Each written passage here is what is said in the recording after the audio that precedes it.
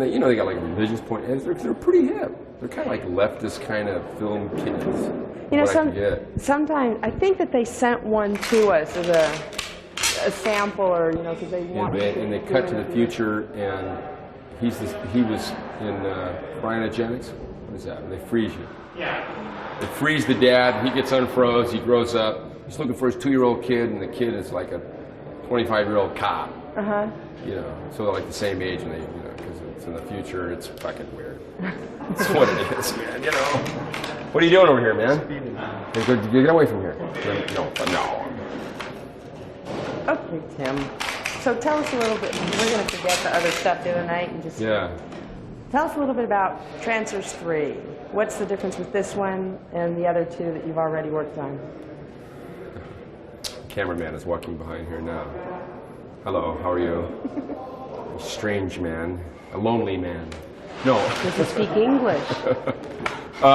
The difference is that we have a little more money this time. And we don't have to bring our lunch this time to, no, I'm kidding. The difference is I think it's a little more, it's more action involved. More action, and the Trancers are a little more threatening this time. Each one we do, the Trancers get a little more threatening with technology, with special effects makeup and stuff. So that's what's different. And also, I think the look is going to be a lot different. It's going to be a little darker, a little more maybe a little more violent.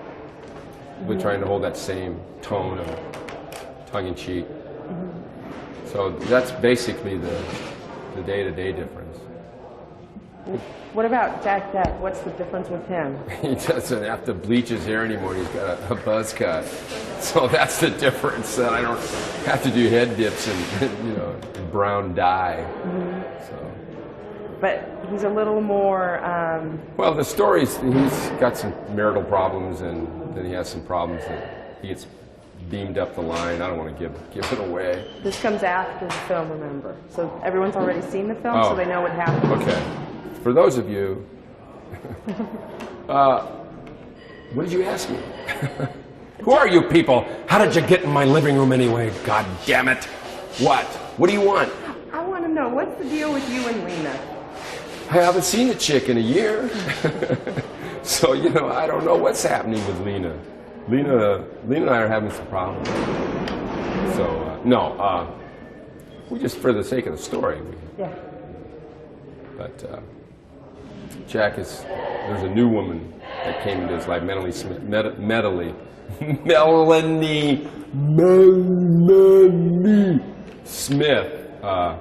Is the one that, sorry, man. Camera's wiggling.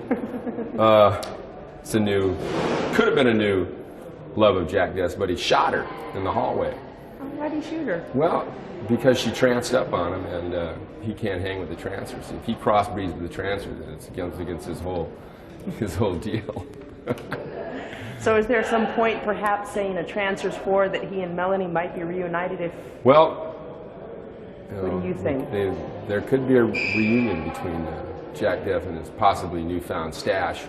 So, I don't know. Who knows? Who knows? Depends on how many videos we sell. This thing. I'm sorry, baby. I got to go. I hear the no. Sorry. What? Not yet. What about Charlie's been working on... What about Charlie? Charlie's been working on... No, he worked on the other Trancers and directed them. Yeah. So, he's not directing this one. What's it like? Charlie is not directing this one because Full Moon's so busy that he's the kingpin and he has to stay on top of all the other projects. And there's this kid that I've worked with before by the name of Courtney Joyner, who's got a real sort of... we all sat down and talked about how the look should be. And Charlie and Courtney and myself, we all, and the DP, Mr. Bartoli, all decided how it should have a certain kind of look this time. And this is Courtney's directorial debut, and he really likes the characters Jack Deth. I think he's really served them this time. Not that they haven't been before in the past, but it's just he's facilitated the story along. And do you think the fact that he wrote the script and he knows so much about him? Yeah, he's pretty dialed into it. Sure. I mean, if he writes it and then he has a chance to direct it, yeah, sure. And it's all we're all in cahoots together. It's his first time out, so we're all kind of supporting him, he's supporting us, and it's a good deal. And you have a And then Courtney got another film from this, so this is good. Oh, yeah. What about working with the cast that's been in the previous films, Thelma and... Oh, it's always a bonus because you just slip right back into it. It's like you never left. I don't want to be so cliche to say it's the family, but it's real easy when you know people. You can just pop right in and work with them as actors, because they know their character and you know the guy you're playing, and you just kind of gel together because there's no walls, there's no weirdness or attitude there. It's just you come to do the work and leave. So you don't have to really do that much extra into trying to get back into the... No, so you put on a trench coat, a cigarette, and give me a gun, and a couple of good lines to say. The guy's like already automatically there, and they got these other new actors in this that are good, that feel real good in it, because they really like the piece. So it's pretty good. It's fun. What about the difference that's come about in Alice Stillwell? What's happened to her since... Alice got pretty hardcore. She went up the line, and because the future got all tranced up, these guys had to really, she had to change her character from this sort of like whimsical little wayfish kind of first wife who was tough into this hard-bitten, a la Linda Hamilton Terminator, Sarah Connor type person. So it's kind of tough to go up there and see her all of a sudden. Like, well, it was a little tough, but not that tough because, after all, it's only a movie. So it's not that tough, but it can be psychologically tough if you get into the involvement of the piece. Do you understand what I'm saying? No. So. A surprise to see her that way? I wasn't surprised because I read the script. Speaking of directors, here's the director right here, Courtney Joyner. Ladies and gentlemen, Courtney Joyner, just walk through frame and say hi and just keep it moving. Well, you say it, I've got to go to work. Okay, it's Courtney Joyner, ladies and gentlemen. Wrote Vietnam, Texas. We both won an award for that in class of 1990. I want to know one other thing. Why does Jack have such a problem with his wives and women? I mean, there's Rains, and then there's Lena, and then there's Alice Stillwell. What's the problem with him in relating with women? Jack has no problem relating with women. It's that they have a problem relating to Jack's particular style. No, I don't know. It's just part of the storyline. It's just, I mean, what relationship doesn't have problems? Hi, honey. I'm kidding. So, given the opportunity to do a Trancers 4, where do you think he might end up next time? Where might Jack Deth be in Trancers 4? Behind a desk, pointing and ordering stuff. I don't know where Jack Deth can go anywhere because he's a time travel guy. So he can go to Guam. He can go to Spain. I don't know. Maybe Romania. I don't know. He could. It's really kind of wide open because of the time travel thing. That's what's fun about it. It's like kind of like being Columbo, you know. You do Jack Deth till I'm 60, going, all right, get those. It'd be Cy Deth or Sid Deth by then. What is your favorite scene from Trancers 4? Trancers 4 or Trancers 3? Trancers 3. I don't know. We haven't finished. Whoa, yeah, we have finished the movie. This is afterwards. So far that you've worked on, what's your favorite? Working scene? with Andy Robinson was really neat in this scene that we did where I was being. They were trying to trance me, and that was really fun because I've always really liked him and his work. So that was really fun for me to work with him in that particular scene. I enjoyed that. Have you worked with anybody else besides the former the Trancers people? You know, the cast from And the Stephen Mott. He plays Harris? He plays Harris. Now I'm going to make sure I pronounce his name right so we get that. Stephen, I think it's mocked. I'm not sure. Stephen Mocked, yeah. Well, anyway, so we snip that and we'll add that in later. At any rate, working with the guy who played Harris, Stephen, was like working with Andy. The guy's work I really enjoyed. So once you see guys that you work with, or you see guys that you've never worked with, you go, God, I'd be kind of neat to work with that guy. Then stuff happens, you know, and then you do that actor stuff that we all think we do, that we may not even do really. We just kind of like hope that we do it, pull it off, you know. Have you gotten a lot of fan mail about Dollman? Yeah, Dollman got some play. Dollman was pretty interesting. That was kind of fun. Albert Pune's always fun to work with. He's got a good visual eye.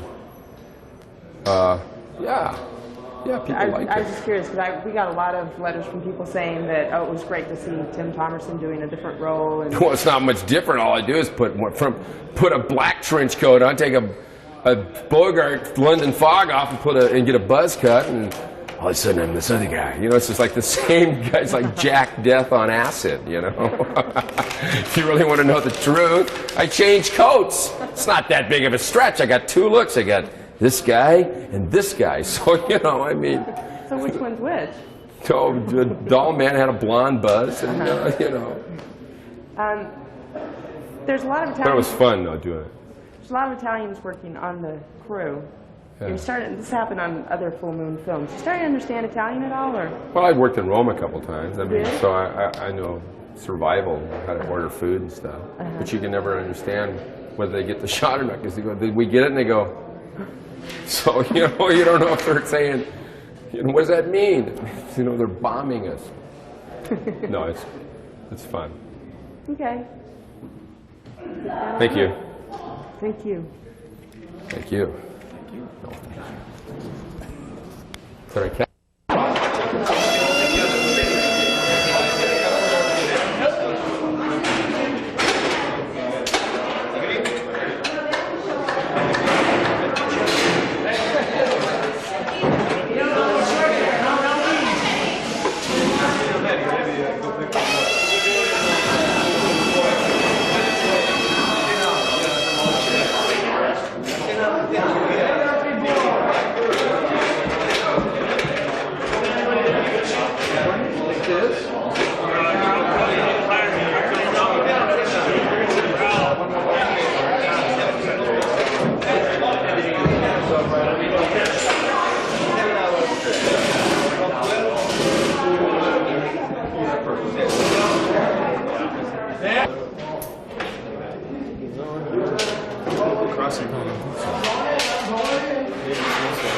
I'll give him a buzz and find out what's going on.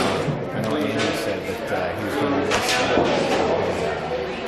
Passover celebration at his house, so maybe it's bad.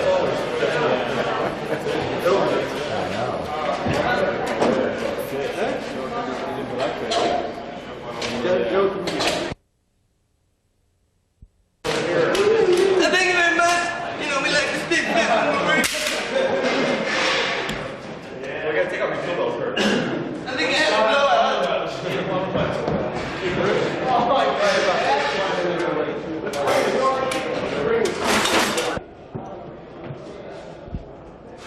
Ian, we have speed anytime. Okay. All right. First of all, why don't you tell us a little bit about yourself and the character you play in the film? My name's Ed Beechner. I played Lieutenant Ryan in this film, and let's see. We want a little bit about Lieutenant Ryan. Yeah, a little bit about him. He's a basic Hitler youth. He's fighting for New World Order along with Colonel Muller. He was the founder of the Trancers program. One of his pet projects. He's kind of a ultimate warrior, and we're basically going to rid the world of the weak and the sick. So it's that whole syndrome back again. Yeah. And what happens to you as Lieutenant Ryan? What are you? I'm one of the Trancers, so I've gone through the different training, and I'm already at level 10, so I have amazing powers to kill, maim, mutilate, and so I'm eventually killed not by Jack Deth, by his new sidekick, Shark. And what kind of training did you have to go through, if any, to prepare for the fight scenes? Like before, when you were doing the rehearsals, did you do any kind of special training for the fight scenes? And no, actually, the fight coordinator Rick just had everything ready for us when we got here, and so it's his. The fights are his. He came up with it, and he blocked it like a dance, and we were ready to go. Is it easy to work with someone like that? On a Yeah, set he's like this? great. He's fantastic. He figures out what you can do physically, and then you know you have a little input of creative stuff you can come up with, and somehow he gets a fight out of it. Tells a story of the fight with the physical movement. Yeah, it's been fun. It's been a blast. And you're fighting a woman. What's the deal? Yeah, it's kind of angst from my 4 sisters. I think it's left over. Yeah, she's one of the Trancers too, and that's part of the story is that this program can make anyone a great warrior. No sexism at all. She kicks up on me. Yeah. I mentioned before, you've heard of Full Moon before, or is this the first Full Moon? I've heard of Full Moon before. This is the first production I've done with them. Yeah, and I think the small production companies are real important right now. If they don't keep cranking out films, then all we're going to have is 3 studios doing 3 pictures a year, and America's going to see 9 movies a year, and that's whether Trancers 3 is your cup of tea or not. If there's only going to be 9 movies a year, then you're not going to see the films you want to see or need to see. So, yeah, that was one of the reasons I was really excited working with an independent production company like this. So you didn't see Trancers 1 or 2? Or? No. Oh, okay. Well, yeah, they're fun. People love the Trancers. I hear there's a real cult following. And Tim Thomerson gets so much fan mail. And yeah, people should be careful. Don't put your return address. When you talk to Thomerson, he's crazy. He'll hunt you down. He's insane. He's sick. There's a psychiatrist on the set at all times just to keep him under control. He's a sick man. He's sick. Ooh, didn't know that. What's it like working with, in the situation, since this is a recurring series and a lot of people have worked together before, what's it like to fall into a group that's already worked together and knows each other? They've been great. That's another thing that's fun. I worked on other productions and stuff, and it's kind of nice when they're family, and after you're around the first day, they're like, oh, who is this guy? But when they realize you're going to be around for a few days, you get really tight.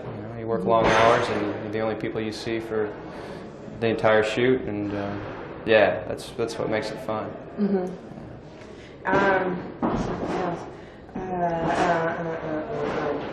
That's what I was forgetting. You kill your brother. Yeah. Or it's Matt, right?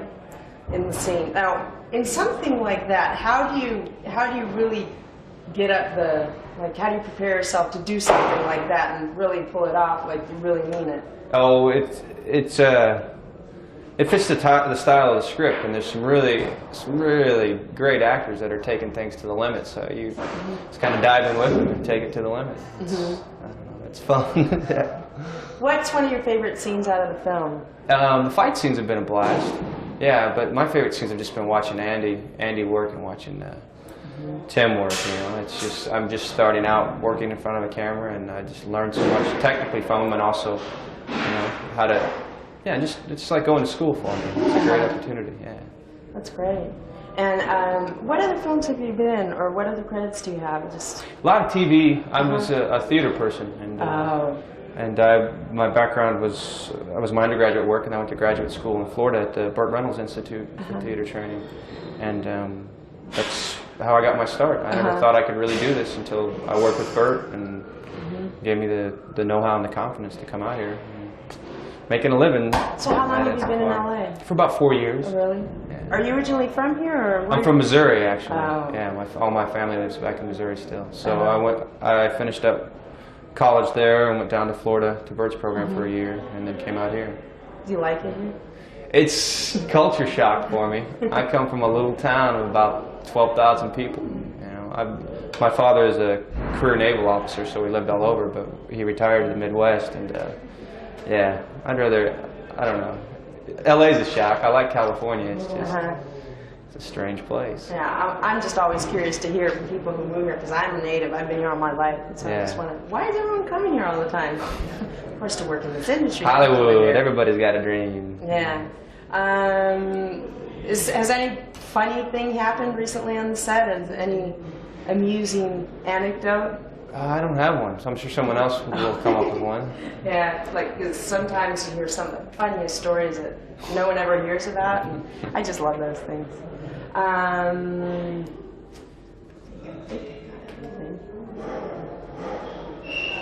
I know what it was. Courtney Joyner. Right. What's it like working with first-time director? I didn't realize he was a first-time director until you just told me. Is he really? Yeah, this is his first I'm feature kidding. film. No, it's been great because he just does a really good job of making it a comfortable place to work. You know, I think that's the director's job. You know, because there's a billion things that go into making a movie. You know, and I don't need to know what they are. I mean, I just need to know that they're going to be taken care of and that I have a safe place to work.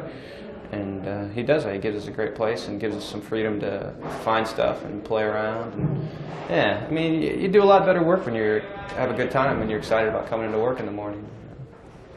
Okay, that's great. And I think it's time for you to go. Mr. Richards, sir, we need you on set, sir. All right, all right. It's that nude scene you've been ready. Could I get one of the fluff girls? Yes, sir. Oh, sorry, man. One of these flights. Have you seen it? How much of the fight choreography have you seen? So you know, Janet's kicking the shit out of Ted, so obviously the reaction just, naturally is to remember that, Ed's your brother. Thank you. Well, jumping back and forth between that. Lots of body and everything else. But Okay, guys. no. You can if you want to.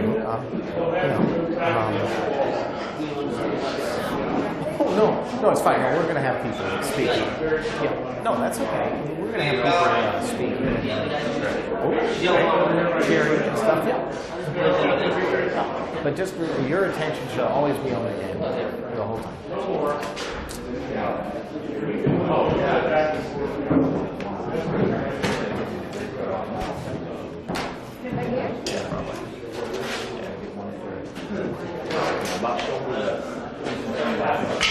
Maybe like this.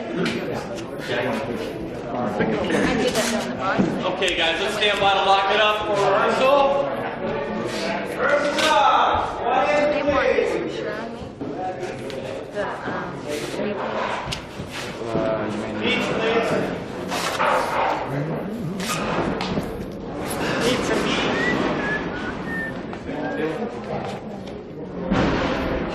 You need to, we do a rehearsal yeah, first, then Wayne's do it? getting it. Yeah. Are we going forward? Yeah, we can do it as a half-speed rehearsal. Okay, that's fine. You good, man? Yeah, one moment, putting on pads. Again, you seem to mention it on that for other ways. You're keeping yourself on the ball. Rick? Gone. I am. How do you feel about the new pads over the long pants? Over them? You got them under them now. You want them over? Oh, great. Thank you very much. Because You don't have them on? You don't want them? No, I don't need them. I never use them. Okay. They look really silly on the outside. Well, you can wear them on the inside if you want. Okay. The only time I'm thinking they may need them. Yeah, and I Down don't. at the end, you can use those and get on a lot harder. If we can, if you're comfortable wearing them underneath, I would just You'll never see 'em. go for it. I just don't want to, So my backpack stopped it. You'll never see them on have you, these racking your. Yeah, these are so loose to me. I just don't want you, racking yourself up for the sake of a cosmetic. But if we can hide it, let's go for it. Yeah, I would actually almost put them in. Yeah. Because you don't want to have them flying out. Boink. Yeah. Do they even read? Yeah, you still see it. See it. Absolutely. Underneath the shirt. Absolutely. Absolutely. We like it. Yes. The scene actually. Let's bring them. Bring have them them both walk in there? right in from that doorway. Okay, please. let's bring you both from the doorway.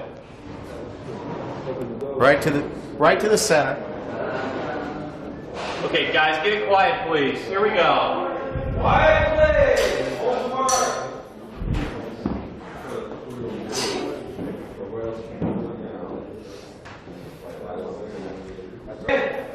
Here we go. And Action, please.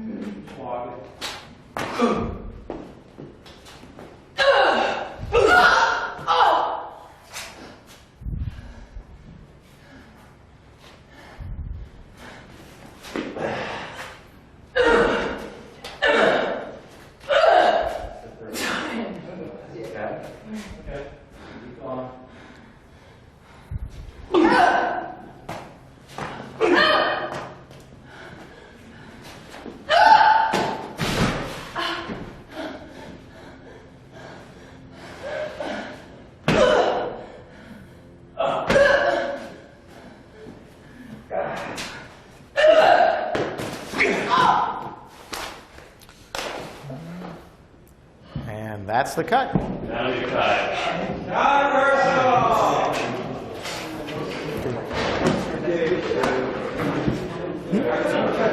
Oh, at the very end, they get hit by tranquilizer bullets that Andy Robinson shoots at them so that his Trancers don't kill each other.